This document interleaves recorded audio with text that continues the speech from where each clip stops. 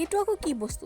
এই ছোৱালীজনী বাৰু কি কৰি আছে দেখি পাইছেনে? এইটো হ'ল ঢেঁকী আকৌ, আৰু সেইজনী মই, এজনী দেখি পাইছেনে মই, আৰু এইজনী আমাৰ মায়ে হ'ল ঢেঁকী দি আছে, মানে লগতে ময়ো দি আছোঁ মাজে মাজে।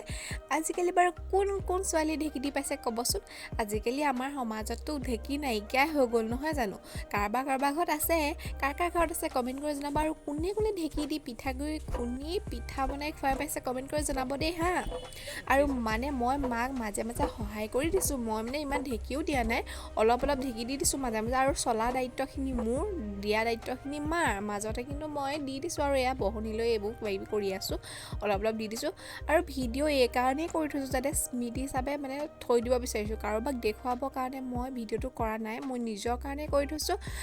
মানে মোবাইলত যদি থৈ দিওঁ মানে গেলেৰীত থ'লেতো স্পেচ ফুল হৈ যাব নহয় জানো? সেইকাৰণে মানে ক'ৰবাত দি থ'লে, ইউটিউব বা ফেচবুকত দি থ'লে থাকি যাব লাইফ টাইমৰ কাৰণে, পাছত মই বুঢ়ী হ'লে চাব পাৰিম, সেইকাৰণে মই থৈ দিছোঁ।